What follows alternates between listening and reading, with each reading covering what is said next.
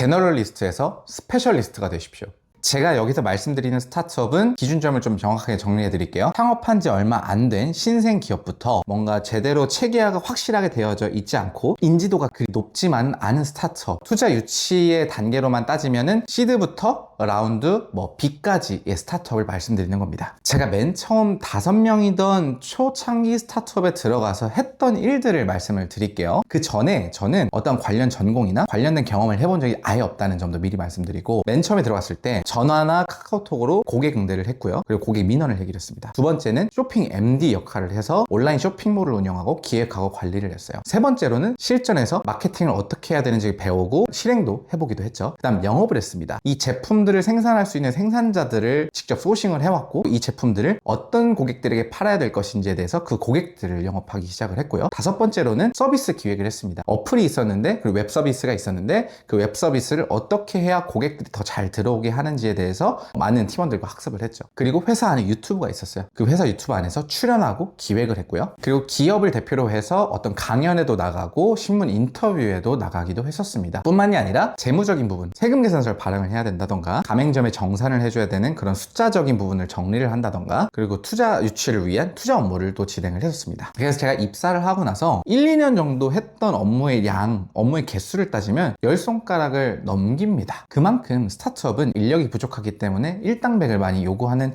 환경이 강제적으로 이제 조성이 되기는 하는데, 이게 여러분들에게 기회라는 거예요. 정말 다양한 경험을 일정 수준으로 많이 해봤습니다. 물론 이것들을 다 하기 위해서는 9 to 6는 당연히 말이 안 되고, 5일만 나와서도 안 되고, 주말에 나와서도 추가적인 근무를 했고, 새벽에 근무를 해서 집에 못 가서 회사에서 라꾸라꾸를 펴서 자는 경우도 거의 대부분이었어요. 정말 지치고 힘들고 포기하고 싶은 순간도 있었지만 끈기로 버티고 노력을 했죠. 제가 전문적인 역량이 있었을까요? 절대 아닙니다. 그런데 이렇게 1, 2년 정도 습득을 하고 보니까요, 제가 해왔던 업무들 중에서 정말로 잘하게 되고, 내가 뚜렷한 성장세를 보이고 성과를 보이고, 저도 정말 더 재밌게 할 수 있는 일들이 하나둘씩 생기는 거예요. MD 역할이나 어떤 커뮤니케이션 역할이었고, 그리고 유튜브에 나와서 출연하는 역할과 그리고 강연을 하는 역할, 이 정도가 됐었어요. 제가 말씀드리고 싶은 건 뭐냐면, 1단계는요 스타트업에서 제대로 성장을 하려면 확실한 제너럴리스트가 되어야 합니다. 여러분, 재능이 없다고 생각하지 마세요. 저도 재능이 없다고 생각했지만 어떤 사람이건 간에 딱 한 가지 이상의 재능은 있다고 저는 확신하거든요. 그럼 그 재능을 발견하기 위해서는 어떻게 해야 될까요? 당연히 여러 가지 과정들을 습득을 해봐야겠죠. 하지만 시간이 제한되어 있어요. 그렇기 때문에 조금 많이 힘들고 심신이 많이 고되더라도 동시다발적으로 여러 가지 일들을 확실하게 해봐야 되는 겁니다. 이렇게 동시다발적으로 여러 가지 일을 하는 걸 제너럴리스트라고 하거든요. 이 제너럴리스트가 되어야만 여러분이 어디에 재능이 있고 어느 업무에 자기의 뚜렷한 성과를 낼 수 있을지를 제대로 파악을 할 수가 있어요. 저는 이걸 귀납적 노력이라고 부르는데요, 스타트업에서 제대로 성장할 수 있는 첫 단계는 이 귀납적 노력이라는 걸 말씀드립니다. 최대한 다양한 업무를 일정 수준 이상으로 동시다발적으로 해내야 합니다. 물론 이렇게 가다가는 사람이 죽겠죠. 기간을 굳이 따지자면 짧게는 1년, 길게는 2년, 이 1, 2년만 딱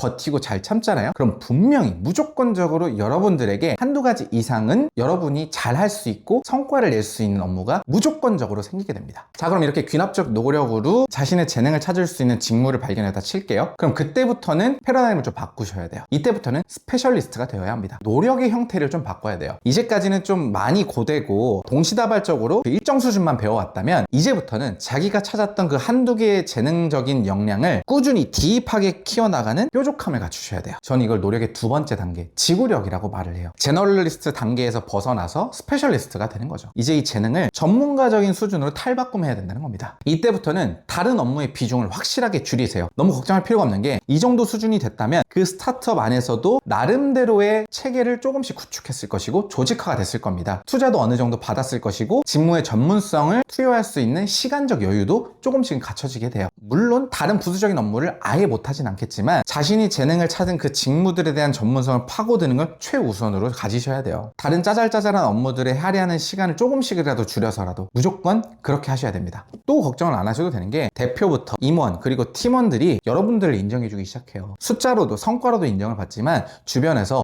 너는 이걸 정말 잘하는구나, 넌 이걸 전문적으로 가져가서 이 직무로 너의 커리어를 계속 쌓아라, 이 안에서 이 직무로 퍼포먼스를 제대로 발휘해봐라, 이렇게 얘기를 기회를 해줍니다. 어느 정도 심리적 안정도 되고 환경적인 조건도 구축이 되기 때문에 그때부터는 그 전문성을 계속해서 쌓으세요. 여기서 제일 중요한 건요, 지구력입니다. 귀납적 노력일 때는 심신이 고될 만큼 임팩트 있게 그 1, 2년간 압축적으로 경험을 쌓아야 된다고 한다면, 지구력을 기를 때는요, 너무 하루에 몰입을 해서 그 하루에 매몰되지 마시고 그 전문성을 차근차근 쌓아간다는 생각으로 해서 하루에 일정량 수준으로 해서 점진적으로 능력을 올리세요. 제가 못했던 게, 저는 그렇게 몇 가지의 재능을 찾아내고 나서 지구력을 기르지 못했어요. 1단계 노를 계속 고수해왔거든요. 그래서 너무 심신이 지친 나머지 제가 저를 갉아먹기 시작을 한 거예요. 계속해서 거기에만 몰입하고 체력적인 한계를 인식하지 못하고 달리기만 하다 보니까 어느 순간 고꾸라지더라고요. 여러분들이 스페셜리스트가 되기 위한 가장 중요한 단계는 하루를 꾸준하게 지구력을 넓히는 겁니다. 이때부터는 주기적으로 쉴 줄도 알아야 되고요,